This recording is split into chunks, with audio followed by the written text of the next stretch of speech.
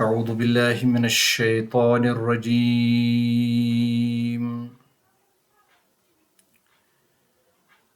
بسم الله الرحمن الرحيم.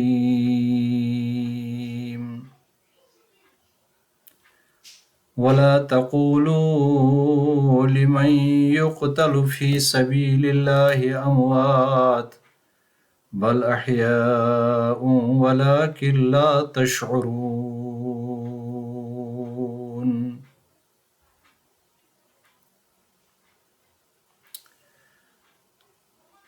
سورۃ البقرہ کی اس آیت میں اللہ رب العزت ارشاد فرماتے ہیں وَلَا تَقُولُوا لِمَنْ يُقْتَلُ فِي سَبِيلِ اللَّهِ أَمْوَاتٌ،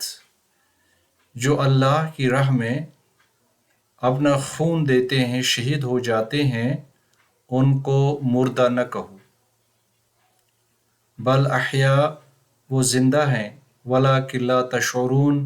لیکن ان کی زندگی کیسی ہے اس کا شعور آپ میں نہیں ہے۔ ہمیں یاد آ رہا ہے آج ان دنوں میں امیر المومنین سیدنا عثمان بن عفان رضی اللہ تعالی عنہ شہید کیے گئے۔ بعض مورخین نے لکھا ہے کہ وہ 18 ذی الحجہ تھا، اور بعض نے کہا کہ 12 ذی الحجہ تھا۔ تو بعض کہتے ہیں کہ یہ 10 اور 13 ذی الحجہ کے درمیان کا ٹائم تھا، وقت تھا، جب حضرت عثمان ذو النورین رضی اللہ تعالی عنہ بے گناہ شہید کیے گئے۔ طبقات ابن سعد ایک حدیثوں کی بڑی مفصل اور جید کتاب ہے، انہوں نے لکھا زید بن ثابت رضی اللہ عنہ جب حضرت عثمان غنی رضی اللہ عنہ کو بلوائیوں نے گھیرا کیا، پانی بند کر دیا، راستے بند سارے کر دیے، تو زید بن حارثہ رضی اللہ تعالی عنہ جو کاتب قرآن تھے، مشہور معروف، وہ دروازے پر آئے اور انہیں دستک دے دی اور کہا امیر المومنین آپ کے انصار باہر ہیں، وہ انتظار کر رہے ہیں، آپ ان کو حکم کریں کہ ان کو کیا کرنا چاہیے۔ حضرت عثمان رضی اللہ عنہ کھڑے ہوئے اور انہوں نے دروازے پر آ کر کہا اگر زید بن حارث،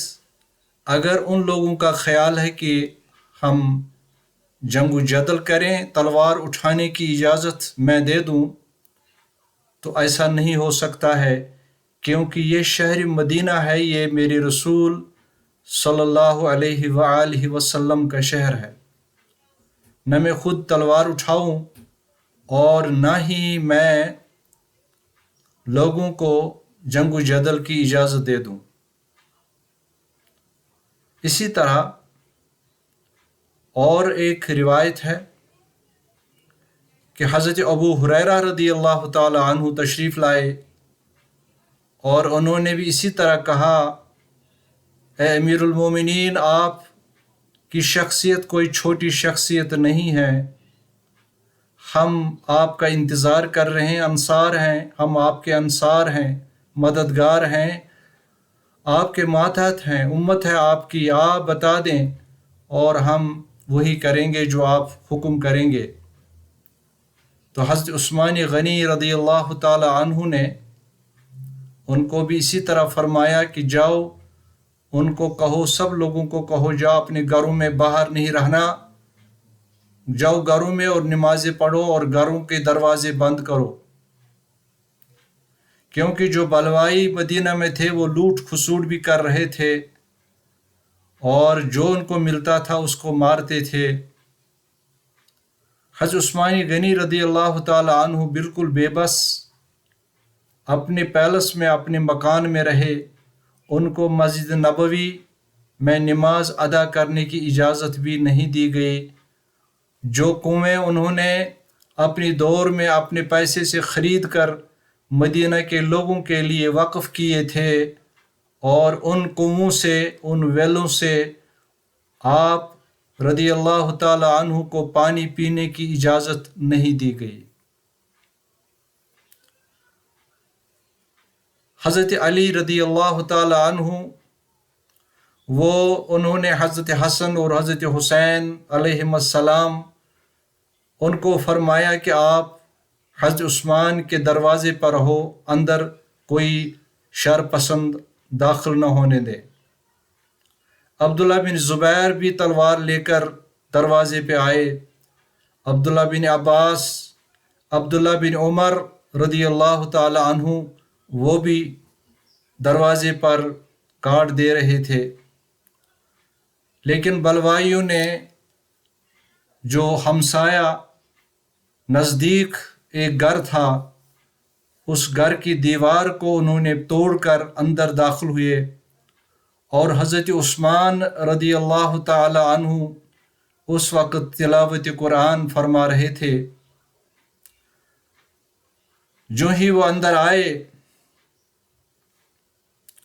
ہمیں یہ کہنے میں کوئی باک نہیں ہونی چاہیے کہ انہوں نے جب اس پر حملہ کیا تو وہاں ان کی بیوی نائلہ رضی اللہ عنہا، اس نے تلوار کا وار اپنے ہاتھ پہ لیا، جس سے اس کی 4 انگلیاں شہید ہوئی۔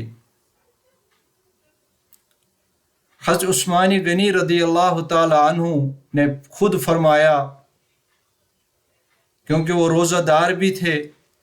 اور قرآن کی تلاوت مسلسل کر رہے تھے، تو انہوں نے فرمایا میں نے حضور صلی اللہ علیہ وسلم کو دیکھا، اور انہوں نے فرمایا عثمان جلدی کرو، ہمارے ساتھ آپ نے افطاری کرنی ہے۔ تو حضرت عثمان نے اپنی بیوی سے فرمایا کہ میرا وقت آ چکا ہے۔ بلوائیوں کی ڈیمانڈ تھی کہ آپ استعفیٰ دے دیں، اس نے کہا استعفیٰ میں نہیں دوں گا۔ بلوائیوں نے کہا یہ تحریر اگر مروان نے لکھی ہے تو مروان کو ہمارے حوالے کر دے۔ اس نے کہا یہ تحریر میری نہیں ہے، مروان کو میں تمہارے حوالے اس لیے نہیں کروں گا کہ یہ کیس کورٹ میں جائے گا اور وہاں سے انصاف ہوگا، اس طرح آپ کے حوالے میں مروان کو نہیں کروں گا۔ حالانکہ یہ ساری شیطنت، یہ ساری پالیسی جو تھی وہ مروان کی تھی،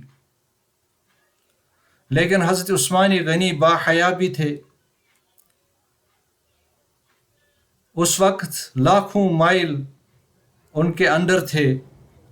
ان کی اپنی تلوار اتنی مضبوط تھی کہ اس نے سیسان اور سیستان کا ایریا تک انہوں نے فتح کیا تھا۔ عثمان غنی رضی اللہ تعالی عنہ ہر جنگ، ہر مارکے میں رسول اللہ صلی اللہ علیہ وسلم کے ساتھ اکثر تھے، صرف بدر کے مارکے میں نہیں تھے۔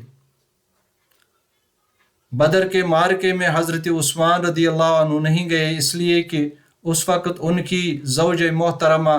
بنت رسول صلی اللہ علیہ وسلم رقیہ وہ بیمار تھی، تو آپ صلی اللہ علیہ وسلم نے اجازت دی، عثمان کو کہا کہ آپ گھر پہ رہیں، میری بیٹی اور آپ کی جو بیوی ہے اس کا خیال رکھیں۔ عثمان غنی رضی اللہ عنہ پہلے شخص ہیں جو اپنی بیوی کو لے کر ہجرت کر کے مکہ سے ایتھوپیا گیا ہے، حبش گئے ہیں، اور دس واز دا ٹائم جو 70 people they were migrated from the Mecca to Ethiopia, ان میں حضرت عثمان اپنی بیوی رسول اللہ صلی اللہ علیہ وسلم کی بیٹی کے ساتھ وہ شامل تھے۔ حضرت عثمان غنی 11 مرتبہ رسول اللہ صلی اللہ علیہ وسلم نے ان کو جنت کی بشارت دے دی، 11 مرتبہ۔